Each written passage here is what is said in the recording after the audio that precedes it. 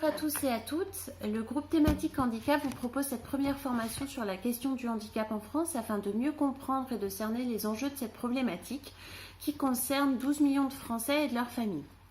Donc ce chiffre prend en compte les handicaps les plus lourds comme les incapacités mineures et pour 80% des cas, il s'agit de handicaps invisibles, autrement dit qui ne se voient pas au premier regard. Donc parmi ces personnes, on a quand même un taux de chômage qui avoisine les 18%, ce qui représente près du double de la moyenne nationale. Et on estime à ce jour qu'il y a environ 232 641 enfants en situation de handicap pour la France métropolitaine. Donc c'est autant de familles concernées par les difficultés liées au handicap. Donc on a choisi de parler de l'évolution des théories sur le handicap pour mieux comprendre cette philosophie et aussi les différents types d'actions qui sont proposés en France. Donc l'un des premiers philosophes à écrire sur la question du handicap sans le nommer ainsi fut Denis Diderot dans sa lettre sur les aveugles à l'usage de ceux qui voient en 1749. Donc, au cours de la fin du XXe siècle, la notion de handicap a changé de référentiel, s'appliquant d'abord à l'individu, puis à son interaction sociale et plus généralement avec l'environnement.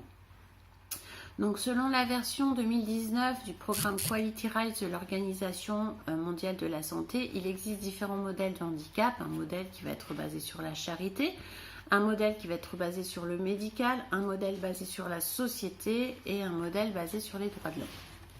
Donc le modèle médical et caritatif, donc le handicap qui a longtemps été considéré comme un problème individuel et qui n'était abordé que d'un point médical, où on considérait les gens comme des objets de soins, ou d'un point de vue caritatif où on considérait les personnes comme des objets de bonnes œuvres. Et voilà, il fallait venir en aide et puis porter assistance du côté caritatif de la chose. Donc en 1980, on a l'épidémiologiste Philip Wood qui va définir une vision médicale du handicap pour la distinguer de la maladie et cette définition sera adoptée par l'Organisation mondiale de la santé où la difficulté et l'incapacité désignée est alors relative à l'individu et non ou à son état de santé physique ou psychique. Donc ce modèle est là s'il est encore bien présent et il permet de ne pas remettre en cause la société et les inégalités qu'elle génère. Et donc c'est un modèle que l'on combat.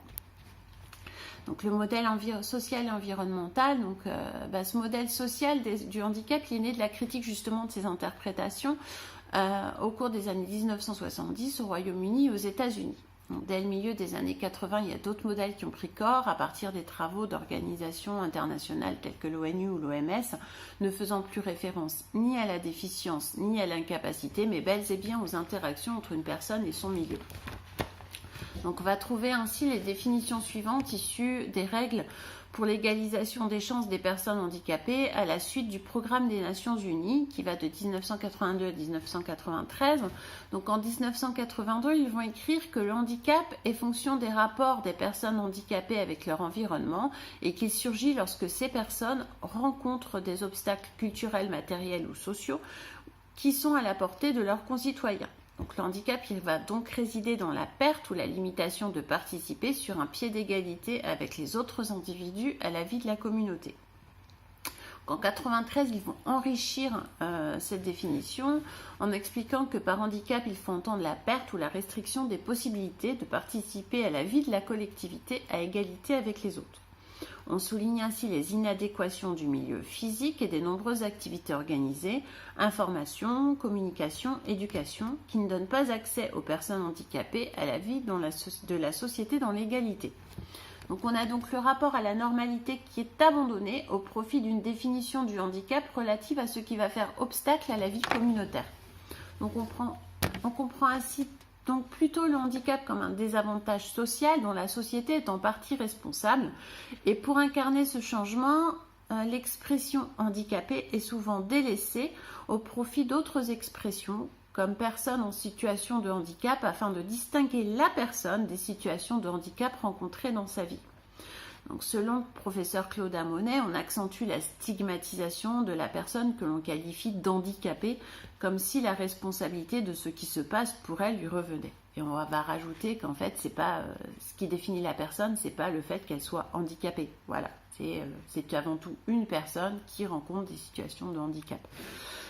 Selon le modèle social, le handicap est donc compris comme le résultant entre des interactions entre les personnes avec des limitations réelles ou perçues et des obstacles dans les attitudes ou les environnements qui vont entraver leur participation pleine et entière à la société de la même manière que les autres. Et là, cette idée-là va constituer le préambule de la Convention relative aux droits des personnes handicapées.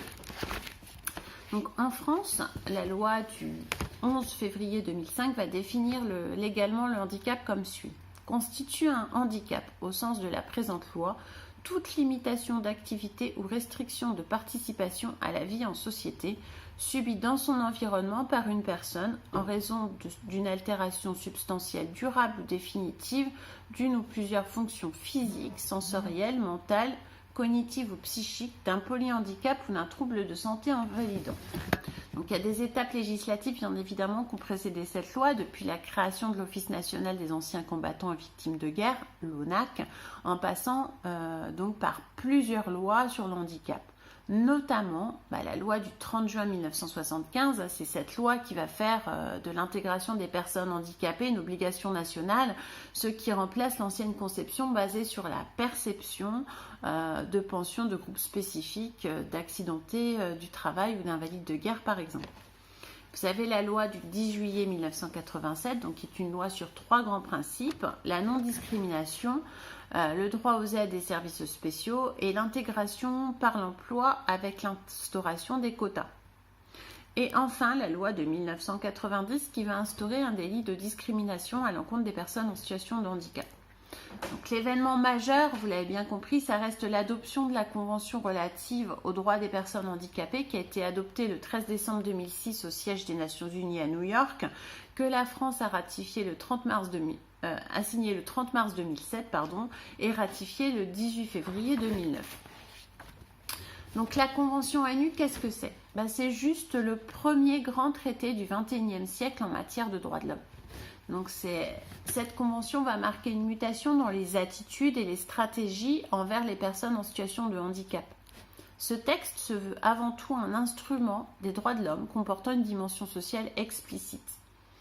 Donc la convention effectue un large classement des personnes par catégorie et réaffirme que toutes les personnes qui souffrent d'une quelconque infirmité doivent bénéficier de tous les droits et libertés fondamentaux.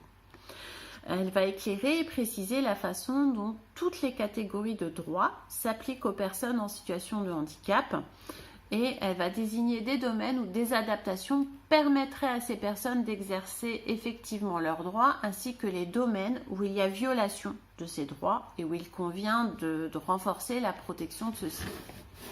Donc elle se base sur des principes généraux qui sont le respect de la dignité, de l'autonomie individuelle, y compris la liberté de faire ses propres choix et l'indépendance des personnes. La non-discrimination, la participation et l'intégration pleine et effective à la société, le respect de la différence et l'acceptation des personnes en situation de handicap comme faisant partie de la diversité humaine et de l'humanité.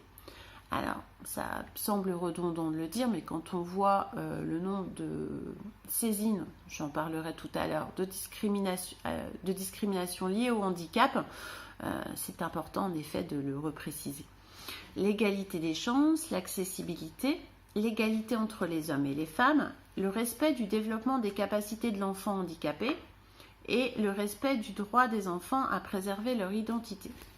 Donc il est évident que nous nous reconnaissons pleinement dans cette convention et sa vision d'une citoyenneté pleine et entière pour tous. Et nous nous sommes d'ailleurs basés sur cette convention pour rédiger le programme des précédentes présidentielles en matière de handicap et rédiger également le livret thématique en partant des obstacles à lever pour que tous aient accès à la citoyenneté.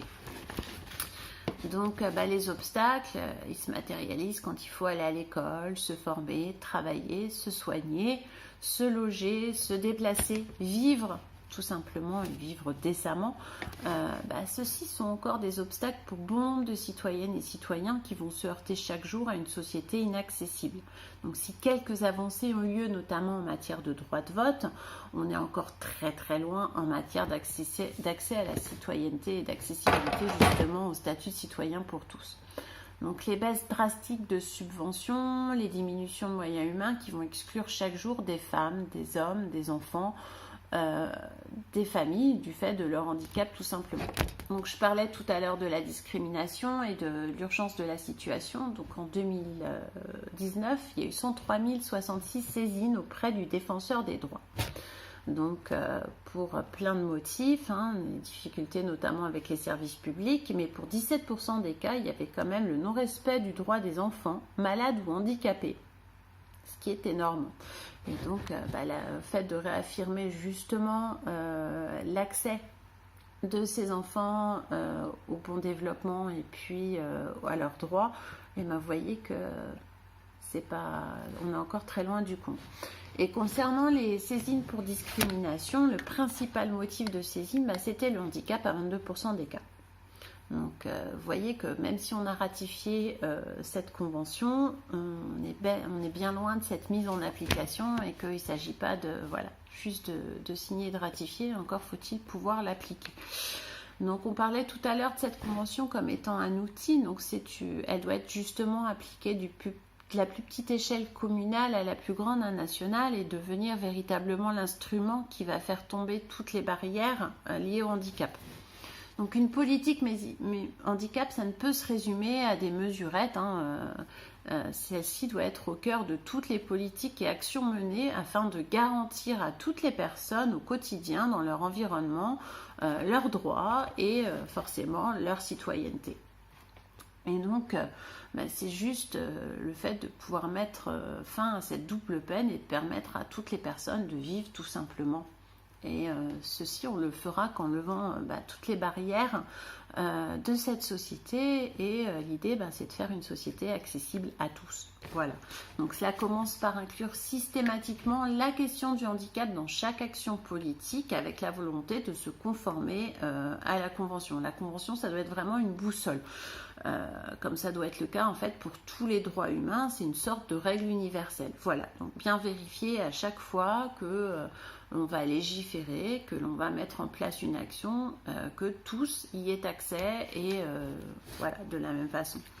Donc c'est une véritable et profonde réflexion sur la manière de lever définitivement tous les obstacles qui handicapent les personnes et leurs entourages au quotidien. Voilà. Donc écoutez, j'espère que ça vous a un peu éclairé sur ces différentes théories. Et sur notre vision en fait de la question du handicap en France. Donc voilà, donc nous on va continuer nos travaux au niveau du groupe thématique et l'idée c'est de pouvoir développer, nourrir ce premier livret thématique que l'on avait fait et vraiment de pouvoir lui donner plus de matière. Voilà. Donc je vous remercie de m'avoir suivi. Si vous avez des questions, nous sommes preneurs. Merci beaucoup.